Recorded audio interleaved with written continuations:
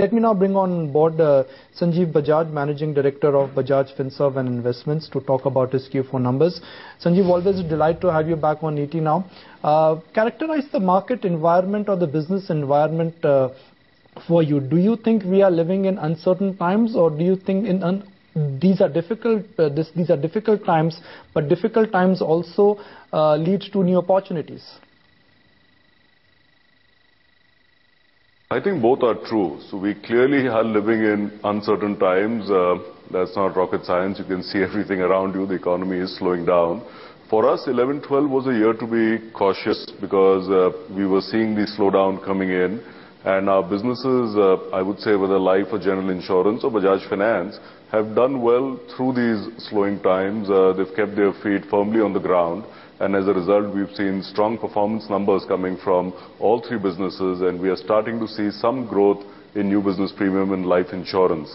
Now, unfortunately, when I look at 12-13, I don't see the external situation improving at all. And that's why it's going to be another year of being cautious, of being steady in the way we grow our business, looking at profit, and doing the obvious things, but doing them carefully is what we are planning at this stage.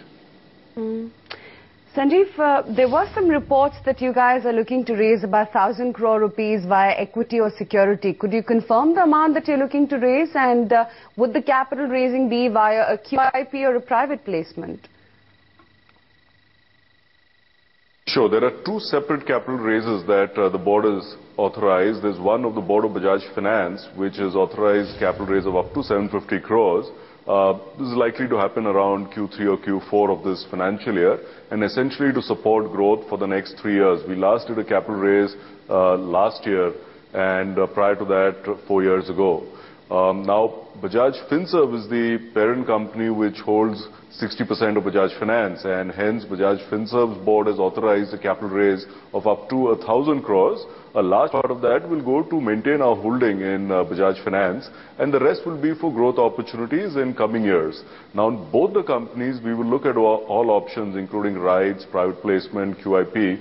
So we've taken that flexibility from the board because we are in uncertain times, and given that the capital raise will be either Q3 or Q4 in this year as we see it right now, we think that flexibility helps us in ensuring that we do it in the most appropriate manner. Sanjeev, I'm going to break my mandate and I'm going to ask you a direct and maybe a tough one. Your discretion, how do you want to answer this one? Are you looking at buying quantum mutual funds? So I'm going to stick to my mandate, you see, which is to say that we look at all opportunities, but we don't comment on rumors. But are you closely looking at quantum? The board clears at a... We look at a number of funds, and we've done that over the last couple of years. Allianz and we, as you know, have in principle approval from SEBI to start a mutual fund. We also know that the external environment in the mutual fund industry has gone through significant stress. So we're looking at both opportunities. We're looking at organic, we're looking at inorganic. I cannot comment on a particular fund or a particular opportunity. Did you bid for Fidelity Mutual Fund? I can clearly say we did not. Which means you're not very keen to pick up something inorganically. We will not pick up something which we think is either very expensive or where we think continuity of building a business, combining long-term growth with long-term value is important. So we will not just chase AUM, we would rather build it. We are here for the long term. We manage, as you know, between Bajaj Holdings and our insurance companies, over 60,000 crores, out of which 45,000 crores are in investable assets. So this is to build a new business for the long term. And if it means we have to take our time building it up, we'll do that.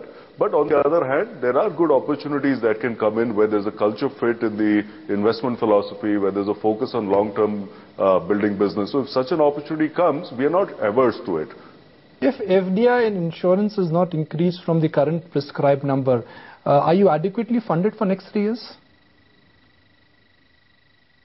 We have been very adequately funded right from the beginning. The two partners in the general insurance company brought in about 260 crores. Our net worth today is just under 900 crores.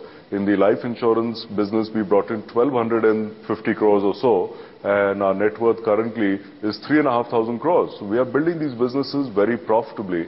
And if you look at solvency, even after the motor pool losses, where the IRDA has relaxed solvency below 150, we are at over 150% end of year, March 31st. In the case of life, as against a solvency of 150%, we are over 500%. So our teams have shown that even through these stressful times, if you focus on doing the right business, and equally importantly, if you focus on not doing business which doesn't make sense, you can build these up profitably. So we will clearly be okay the next few years as we are seeing the business right now. And what about the growth prospects individually of general insurance as well as life insurance? I mean, how much scalability in profit can we see in the next few quarters? Yeah, so I like your question, because when you talk of growth, we always focus on growth and profit, because growth in top line without commensurate growth and profit is, quite meaningless unless you're at an investment stage in a new business. As far as general insurance is concerned, we've grown this year from a 43 crore PAT to a 123 odd crore PAT. We expect both top line and bottom line to grow in a steady manner.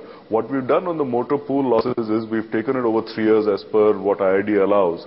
And so there will be some loss that will come into the next 2 years, but it will be more than made up by the growth in business. And I would expect, without giving out numbers, because given the uncertain times, very difficult to look at numbers, but we do expect to see steady growth there. As far as the life business is concerned, we have again shown very strong profits, which, as you know, life business is a long-term business. So the profit is not only on the new business that you write in the year, but on the business that you already have on book. Now, moving ahead, we've had 2 to 3 years of slow new business growth. Very consciously, we did not sell certain products which we thought were not right for the customer. The industry is more or less aligned now after the new regulations that IRDA came out with in September 2010.